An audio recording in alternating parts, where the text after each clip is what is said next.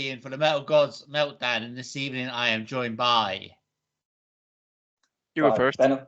Okay. Hi, my name is Rob. I am the bass player of Nightlaser. We are a German-based heavy glam metal band. And today 2 of us are present in this interview. As I said, I'm Robert. Benno. Hello, I'm Benno. Good to see you. Thank you for having us over. It's great to see you guys. Okay, so Nightlaser, big news. You've just been signed to SPV. How pleased are you about that? Oh, extremely. Yeah. It's like really, really great news for us. It's massive, mate, honestly. So hopefully it will see you moving out into more mainland Europe and even getting over to the UK. Is that the hope? Yeah, absolutely. Actually, we can kind of give you good news over there because we are coming over to the UK in June this year.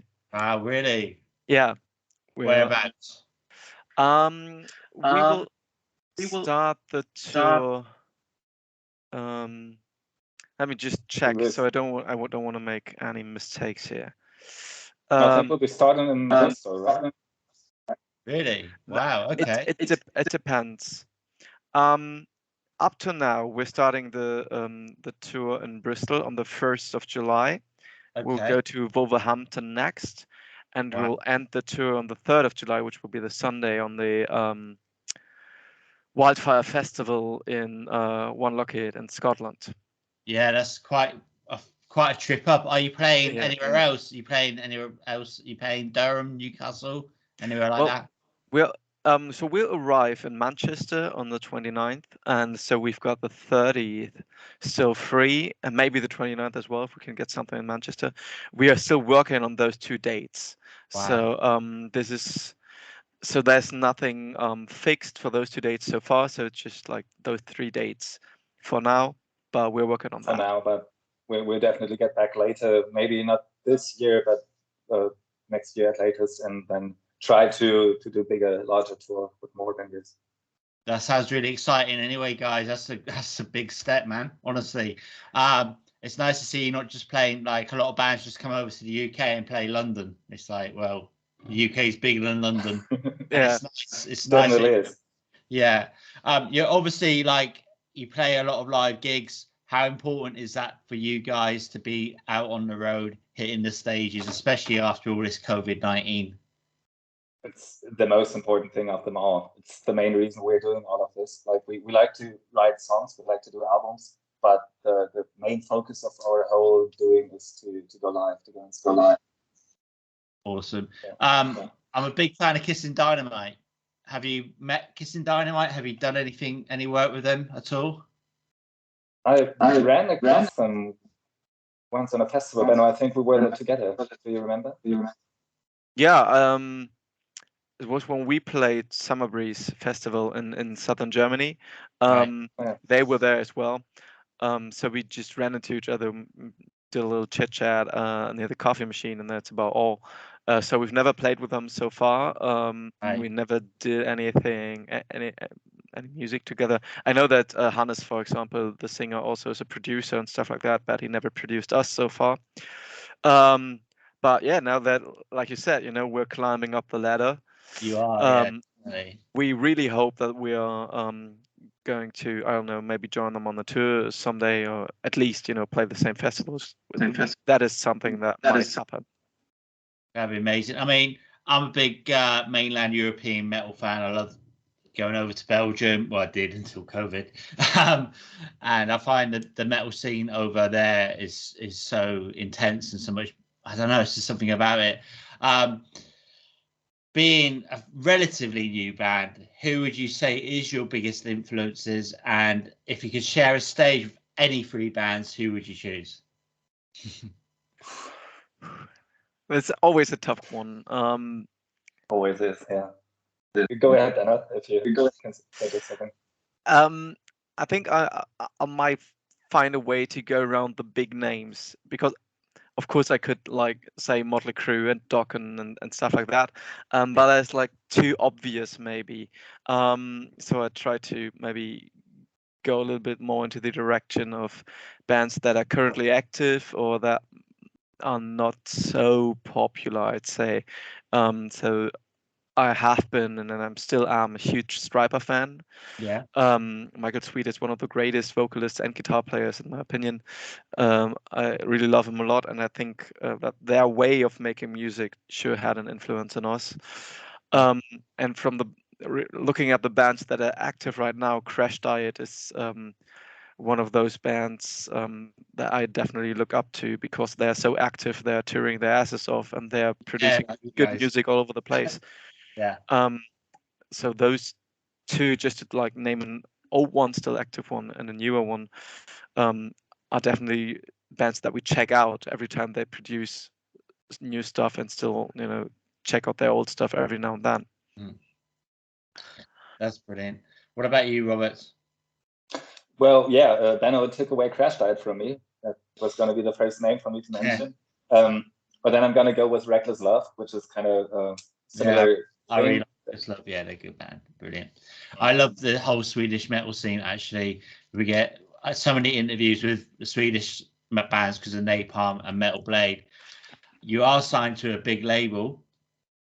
Can you tell me what was I going to say? It's gone. Shit. Okay. All right. You play proper rock is what I love, and it's good to see that it sort of is back. Are there hopes that it will become a bit more mainstream? I mean, when you're playing live, do you have good attendances and do you have a good following over there in Germany? We do in general. It kind of depends on the venue that we play and on the location in Germany specifically. Like, we haven't been to the south of Germany that often. So there were some occasions where we had quite a small audience down there. But usually in Hamburg and that area, we do attract quite a lot of people, I would say. That's brilliant. Some bands say, actually, like, if they're playing to a smaller crowd, that's just gets them going even more, makes it even a better performance. So yeah. Yeah. So what was the first bands you ever got into, and what was the first album you ever owned? Oh, for me, regarding the owning part, wasn't so much owning, it was more stealing from my bigger brother. And that was Hammerfall, the Renegade album. That was like my very first contact with heavy metal, I think. Right. Okay. What about you, Benno? I'm just wondering. I think the first one that I ever actually bought might have been. I think the first vinyl that I ever bought was Dream Evil by Dio. Wow. Yeah. And the first CD might have been Pink Cream 69, Sonic Dynamite. Right. But I'm not too sure about that. And the first proper, I know it's not a metal band, but the first like larger band that you might know that I've seen live was Wishbone Ash. Yeah, that really got me going. Yeah, they're still going, you know. I know. Yeah, they've got their Zimmer frames and everything. Yeah, little walking sticks. No, they're still going. Okay, what would you say has been your biggest accomplishment so far? Well, I think we just spoke about it a lot. we signed with SPV. I think it is. Yeah, man, absolutely, that's good. Or maybe it's I wouldn't say that there's like one big thing that we can point out, but there's just we got a bucket list of stuff and we crossed them off one after the other. It's like, going to England for the first time, or doing our first Nightliner tour, which we just did, playing the first large festival, or just playing in a different country for the first time. So this list actually would be like the thing that we can be proud of. In my opinion. I think to me, it's one very specific thing that after the 2 years of COVID, where we were forced to barely do anything at all, I would say we really hit the ground running. Like the very first time we were able to get back on stage, we did a European tour over 2 weeks, and just right after we were allowed to do things again. And our touring schedule is filled to the max, just that's like right after you're allowed to tour again. And that is something that's really absolutely amazing. That's good. Yeah, I actually noticed that when I went onto your Facebook page. It was like, wow, these guys have been busy. You've been out there, because obviously a lot of bands have been like oh, when can we go out on tour? When can we get? But you've just like gone out there and done it. It's amazing. So if I was totally new to your band, which 2 tracks would you play me to introduce me to Nightlaser? I think the first one's pretty obvious, isn't it, Benno? I would go with Laserhead. Yeah. First of all, because it features Kai Hansen of Halloween and Gamma Ray, which we're of course pretty proud of and very happy to have had him on board. Yeah. And it's kind of like an anthem that we play at every concert. The other one, it's hard to narrow it down. Really. Maybe I'd go to Wrecked, because it's like it's a 7 minute track that we play live as well, and it's always, it kind of like puts a little bit of a different point of view on us as a band, because it's a little bit more progressive, and the lyrics are very deep and very dark and very thoughtful, and maybe that just gives you a little bit more of an insight about what we are all about. So it's not just all like party heavy metal music. So basically, you're telling me that you've got depth with you. You've got depth and soul, which is brilliant, because a lot of bands have it's that. It's not up to us to decide, but yeah. No. A lot of bands, a lot of hard rock bands have that. You know, it's not all party. So you've got like a deep meaning side to you, which is like, yeah, that's what I would imagine that's going to be loved over here in the UK when you come over. Okay, so why the name Nightlaser? Then what other names did you think of? Well, we did start out as a band with the name Nightlife. We played under that name for 3.5 years, I think, and then realized at some point that name was pretty shitty, actually. That was Winter Life, which is a shit band. A shit band.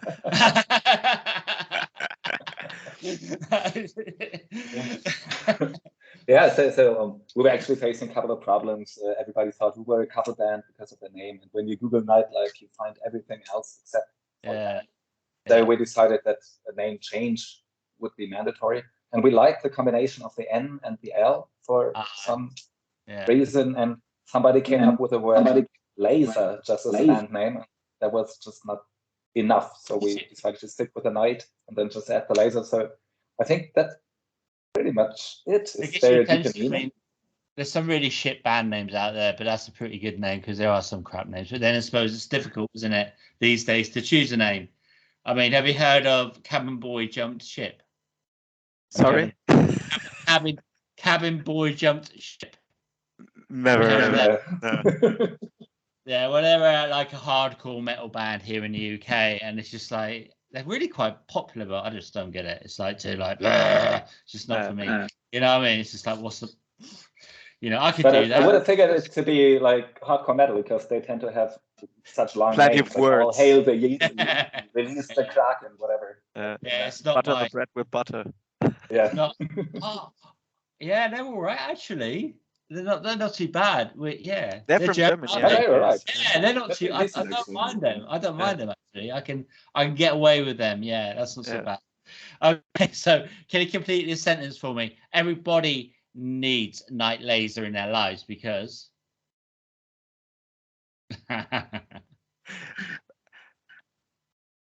You go first.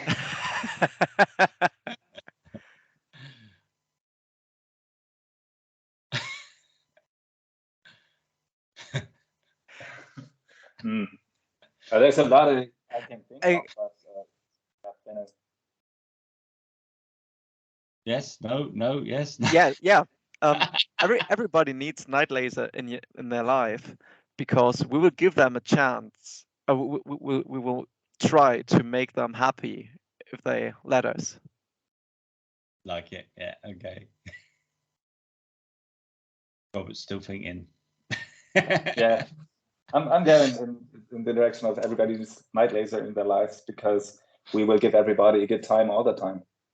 Sounds good. Sounds good. Okay, so if you were stuck in quarantine for a week, who would you have with you? Which band or which person? Who would you have with you? And who? Like, would you have your brothers with you? Would you have your band? One person, or can we like anyone? you choose? I'd say it depends on where we're stuck. If we're stuck here in my flat, which is not too big, I wouldn't go with the full band. But if we're stuck in the rehearsal room, I would say, of course, with the whole band. I'd go with the band either way. Yeah, just like if we survive that as a band, being stuck in a 2-room apartment for 10 days straight, then we can achieve anything. Right. You will survive England and Scotland as well. Yeah. All right. I might actually get a girl with me and a really good chef. That would be like my way to go for 1 week. Eh? It's cool. I think I'd go down that way as well, actually. Yeah. Right. Okay. So next one's 5 questions, either. Festival or small intimate gig? To me, it's festival. Yeah, I'd go with that too. Okay. Vinyl or digital? Vinyl. Saint or sinner? Sinner. Yeah. Same here. Okay. Mask or unmasked? Speaking of the band Kiss, or I was wondering as well. You got it. Okay. No, I'm talking about this COVID thing. Oh, okay. Okay, well, obviously I prefer not wearing a mask, but I did wear it quite often, and whenever I had to, I would do it. And I got pretty used to it, to be honest. When I go on public transportation or whatever, I just put it on. But being a singer, you're always like a little bit super careful when it comes to germs and stuff like that. Always like. The musical rehearsals last year, they were just crap. Pain in the ass. Just really bad. Well, the best thing about masks on public transport is the smell of some people just blocks the smell out. Yeah. It's true, man. Okay, so the final one then, ABBA or Rammstein, however you say it. Not a huge fan of both, by the way, but I would go with Rammstein because I've seen them live and the show was phenomenal. Same. Yeah. Same. I would. Yeah, I'm probably going to say the same, even though ABBA had such a huge influence on the whole music business itself. But still, the Rammstein show is just amazing. So which one's the dancing queen and out of you two? Oh, that's going to be him. Yeah. I'm going to Super Trooper. All right, guys. Well, I'm so stoked to know that you're coming over here to the UK, and we will catch you. I'll probably catch you up in Scotland because that's nearer. Newcastle has a good metal scene. Trillions. That if you can get a date there. We were planning to play there the last time. We've been to the UK before twice. Right. And we had another tour planned, but that got cancelled due to COVID. But we wanted to play at the Trillions. Yeah. Yeah, Trillions, man. That's the one to go for, definitely. So hopefully you get to play there, or if not, I'll catch you in Belgium. I haven't been to Belgium for a while, but I will get back there. PPM Fest. Have you heard of the PPM Fest? That was down in Mons. It did a couple of years. It did a couple of years, and then it got pulled.